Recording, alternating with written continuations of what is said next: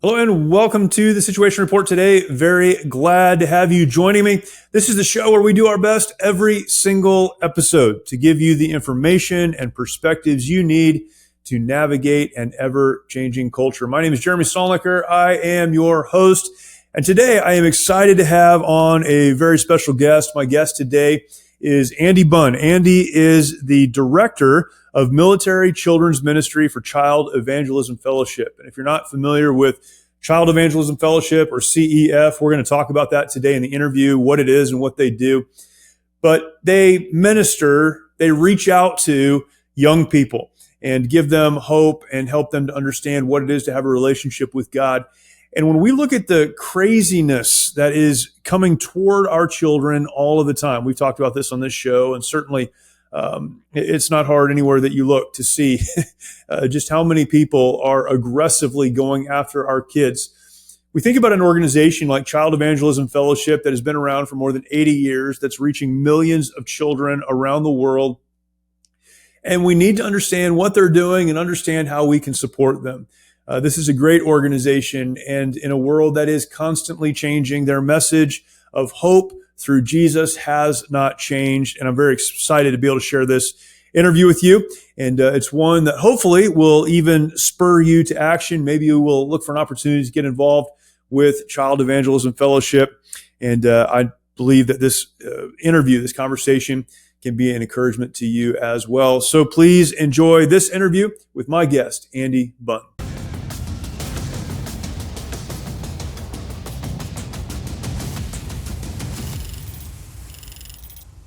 Andy, thank you so much for joining me. Really looking forward to this conversation. Well, thank you for having me. I enjoy sharing what the Lord is doing with children on military bases.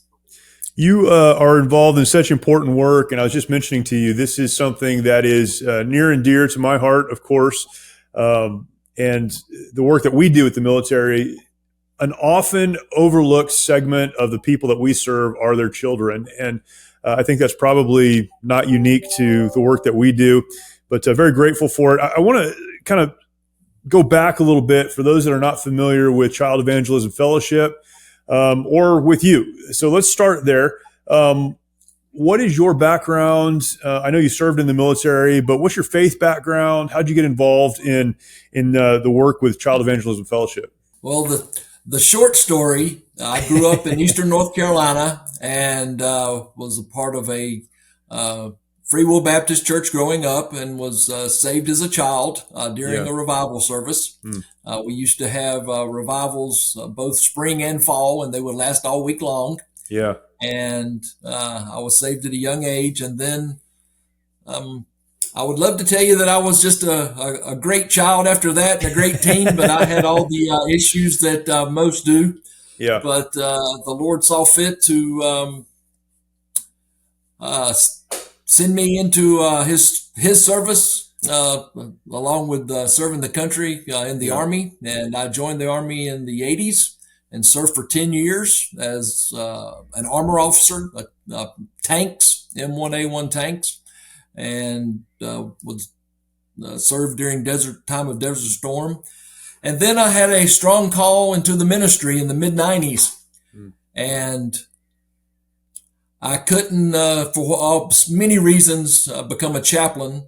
And so my wife and I prayed about it, and I got out of the Army, and believing I was called to be a pastor of a church. And I went to seminary at Southwestern Seminary in Fort Worth, Texas. And the Lord has never seen fit to put me in the pulpit, but he's placed me in several ministries, all with different missions over the course of the last 20 years, and has grown me greatly, such that now I am serving with Child Evangelism Fellowship, with Military Children's Ministry, and my role is to act as a facilitator liaison for our local directors in the United States who desire to take ministry to children.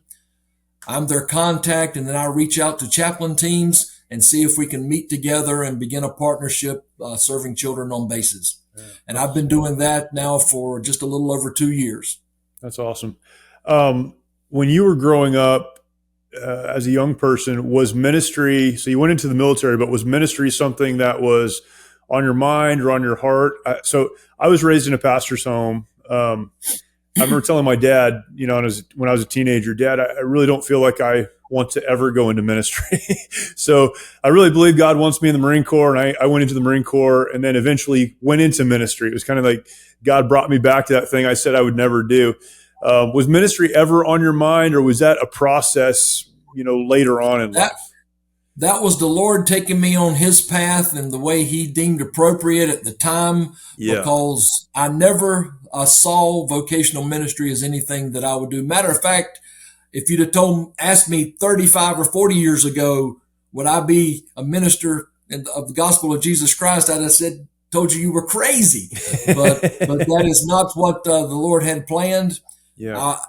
There's been many times I was going to be a retired military officer, and the Lord saw fit that was not the way it was supposed to be either. And I just remember when I was called to vocational ministry and I couldn't be a chaplain, that the Lord just gave my wife and I both a great peace that we have maintained over the last 25 plus years.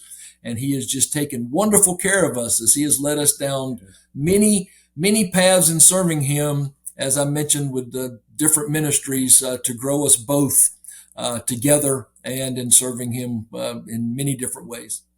So you just mentioned what you do with Child Evangelism Fellowship. How was that connection made? You've only been doing that for a couple of years. Did you have a relationship with CEF before, or was that new as well? I did have a relationship when I was with another ministry in Pennsylvania. I met the then local director for Child Evangelism Fellowship there in Lancaster County. And over time, he and I have become good friends. And I learned about this possibility a couple years ago. I applied, and it had been a prayer of mine for years to be able to combine service to my country and service to the Lord. Yeah. And I had tried, after I got out of the Army, to be a chaplain 3 different times in the reserves and got rejected every time. And so here I am 20 plus years later, serving the Lord, serving my country through sharing the gospel with elementary school children. And it is just wonderful. That's so awesome. It's amazing how God does that and brings those pieces together. I remember, leaving the Marine Corps and then going into vocational ministry. I was working on a church staff. Eventually, I pastored a church in the San Francisco area, of all places. So not a lot of military, not a lot of veterans. And I remember having the thought a few times, God, what was that military thing all about? I spent, half my life trying to do that. And then eventually God brought those pieces together to where now, really it is a combination of ministry and military. And it's funny how God brings us down the path, kind of the exact path he wants us on, right? And he gets us there when he wants us there. Absolutely. And I've just learned I have to be open, and that I can't believe I'm supposed to be a pastor and just hold on to that and do nothing else. I have to be completely open to his leading. And he, like I say, he's taken us on a great, great journey. Yeah, that's awesome.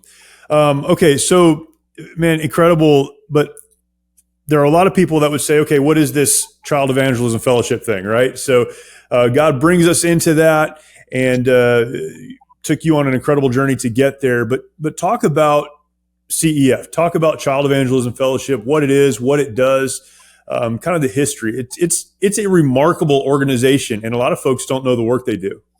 It is truly incredible what the Lord has done over the past 80 plus years. That's crazy. With Child Evangelism Fellowship. It was founded by Jesse Overholzer in 1937. Wow. And has been reaching children in the United States and almost every country of the world since that time.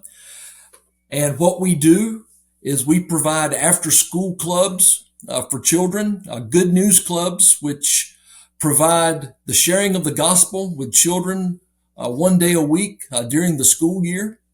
We also have Christmas party clubs, or party clubs, I should say, that are 1 day or 1 couple hour events on a certain day combined with a holiday, such that we share the gospel with them in that venue. And then we also have the 5-day club, which is similar to Vacation Bible School and is done in the summer. But all 3 of those are intent on specifically sharing the gospel with children.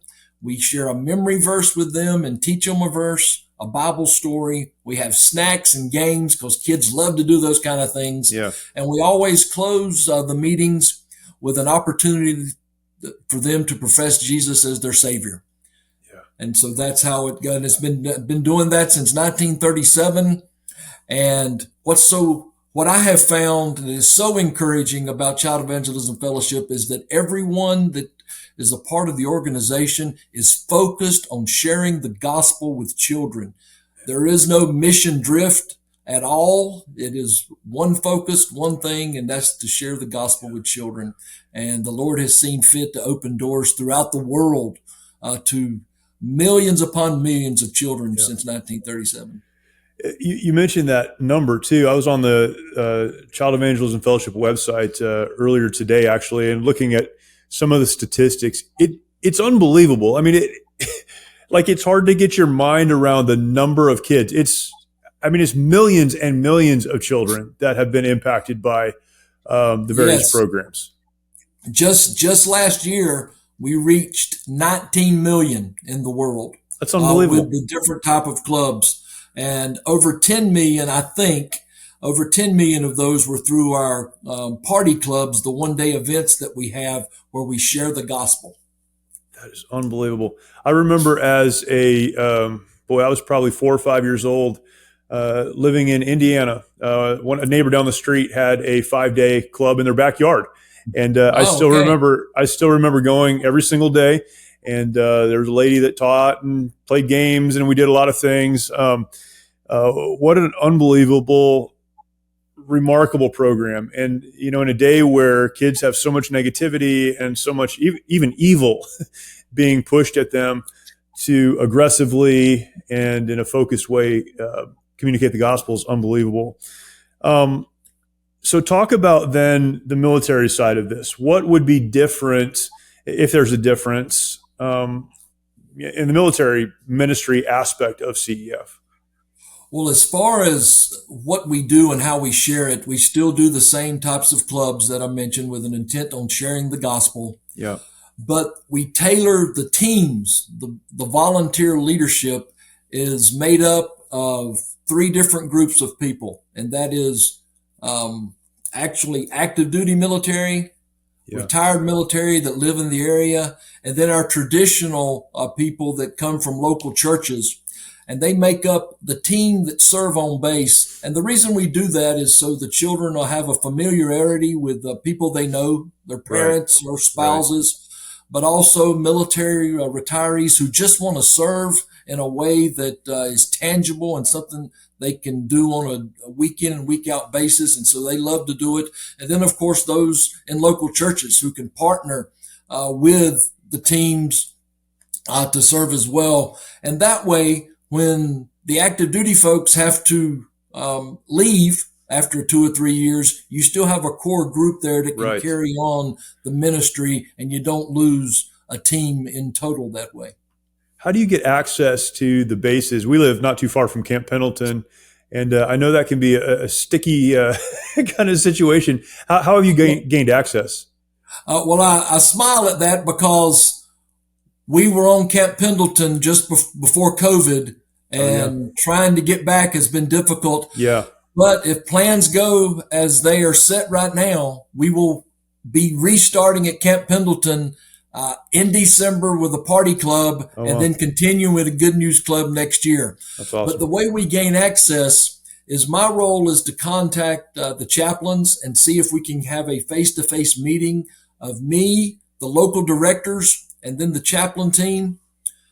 I connect them, and the partnership begins with them, and then it continues from there. But then through that meeting, we ensure that the necessary background checks are taken care of all the logistics we have to do for that. Base access is taken care of such that not only the local directors, but the volunteers who will be named will be able to gain access to the base. And then just a consistency of that throughout however long we're able to serve there and with the chaplain team. And so the chaplains help us a lot in getting that access and making it easy for the volunteers to serve. Yeah, I know it's become so hard over the years. Years ago when I was living on Camp Pendleton, really you had to show your driver's license and you could state your reason for being there, and you could get on. It wasn't difficult, and it has become very, very hard. But the chaplains for us as well have been such a huge kind of force multiplier in making those things possible, giving us access. Um, One of the conversations that I try to have as often as I can with people that don't understand maybe the military family culture is the impact that the service member parents' kind of life and their deployment schedules and all that they're involved in, the impact that that has on kids. Can you talk about some of the, I would say, unique challenges or situations that children of service members have to deal with that other people just wouldn't even see? I mean, it's very intentional that you are, going to minister to those kids, and there's a reason for that. What are they dealing with that a lot of people just wouldn't understand? Well, the first thing is, like all military children, their families are going to be moving every 2 to 3 years. Yeah. And so they have to adapt to new environments, new friends, and just that life in and of itself is much different than the typical child Yeah. that lives on the economy, as we military folks would generally Right. refer to it. But also, back when I was in the 80s and 90s, you might be deployed for something going on. Desert Storm happened, of course, a few other things. But in the last 20 years, the uncertainty for families and children Yeah. has been day to day. And so the children don't know if mom and dad are going, if it's Monday, if they're going to be here on Tuesday or not, because they can be anywhere in the world at a moment's notice. And so there's a lot of disruption in the families, and children don't have that consistency.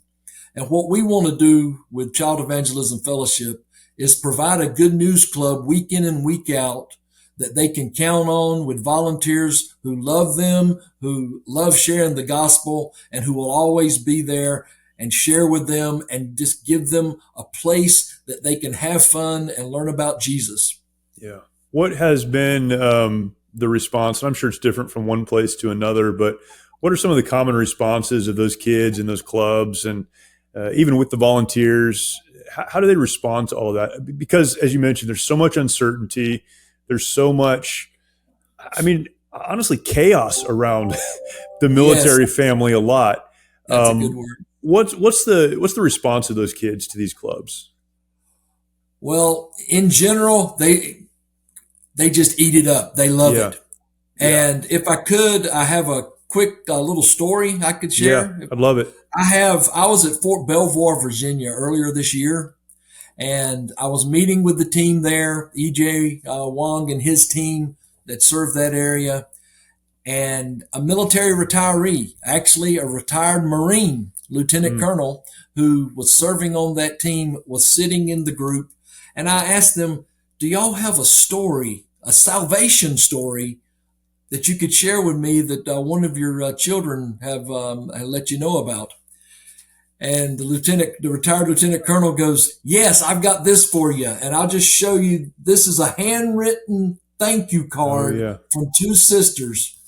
And when I open it, or the outside says thank you, it has a heart with an arrow through it. And then when you open it up, true to form for elementary school children, I have to turn it over because it's upside down. But then on the inside, the sisters write this: thank you for teaching us all about the Bible. Wow. I love when we get to learn something new. Now we are believers. And on the inside, there's a cross. Wow. There's a picture of a Bible. And then on the back, they say thank you again, and they have a smiley face. And you see, that's what God is about putting smiley faces on children, putting smiley faces on everyone. And that is what we at Child Evangelism Fellowship are privileged to be able to be a part of, seeing smiley faces put on children when they learn about Jesus and become children of God. Man, that's an amazing story. I was thinking as you were talking about that, so in our work, we talk about kind of the two lanes that we travel in. One is resilience, and the other one is recovery. we have 5-day programs that we operate across the country that are focused on recovery. Men and women who have dealt with some kind of trauma, either as children or in their military service, that cascades into bad decisions. And now we're working with them to recover. And often that's, for the first time in their lives, understand God has a plan for them. And so we're trying to unpack the mess that their life has become and help them to understand how God can, create a new life in that and carry them forward. But that's recovery. And it's so much better. And this is what we talk about. It's so much better to get out in front of that on the resilience side. If we can talk to young military men and women, which we try to do, before they make those bad decisions and before that trauma comes into their life, and talk to them about the principles of moving forward and having a foundation of a relationship with Christ, it changes everything. We don't have to go in later on and try to unpack all of the mess. And what you're talking about, thinking about those 2 little girls and the millions of others, if we can get the gospel to these young people before the world engulfs them with sin and hurt and brokenness, man, the future, what is the legacy consequence of that? We have no idea, but families and lives and hope. And it's unbelievable to think about the potential future impact of that. Yeah. Well, what's interesting is that our founder, Jesse Overholzer, he actually believed that children could not grasp the gospel message. Interesting. And the story is in his book that he wrote, that he heard, I think it was Spurgeon, share that children could indeed, but he didn't believe it. Wow. And so he actually did an experiment with several children, and the Lord changed his heart through that, because he saw where not only children could grasp it, but they could profess it. And there's the story in his book also that a little girl goes home, shares the gospel with her mom. Yeah. Her mom comes back and tells Mr. O, as we call him, that she had seen a drastic change in her child and was so thankful that he had shared the gospel with her. And so, yes, not only do children really need to have the gospel as early as possible, I truly believe that through them, adults can be reached and way beyond, because they're going to share, and they're going to do it unabashedly, unashamedly. They're going to just share what they know because they're children and they're excited about it. Man, what an important work. How can people get involved, whether they want to volunteer, they want to support financially, or whatever, wherever the needs are? How can people get involved in the work that you're doing? Well, they can go to cefonline.com. And of course, there's the place they can donate. You can learn all about the ministry. You can check on and find chapters that are in your state that you could support locally. Great. If they want to learn more about military children's ministry, all they have to do is put cefonline.com/MCM, and there's a listing there of the bases that we're on. And they can also, if they want to be involved in military children's ministry, they can just send me a generic email through that, and I will respond and get with local directors and chaplains and see if we can reach the children on the bases in their area.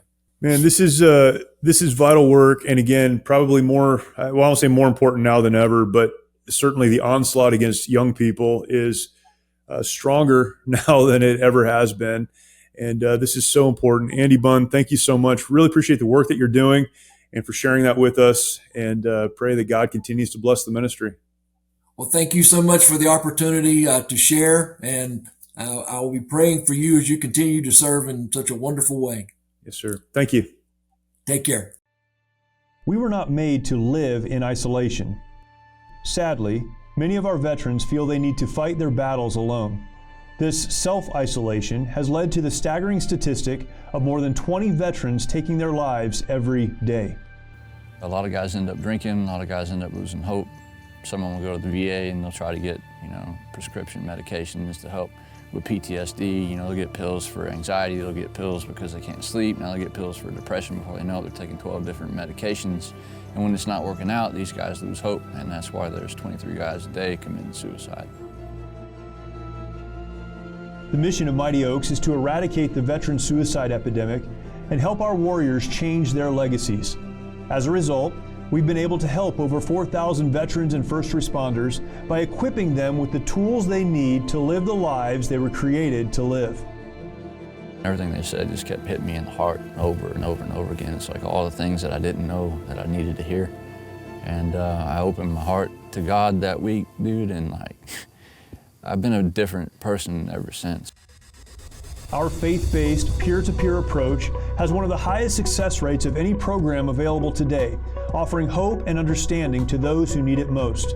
We provide our programs and resources, including travel, at no cost to our warriors. I remember talking to a licensed social worker who actually handed me a pamphlet to Mighty Oaks. So I went. And I'm glad I did.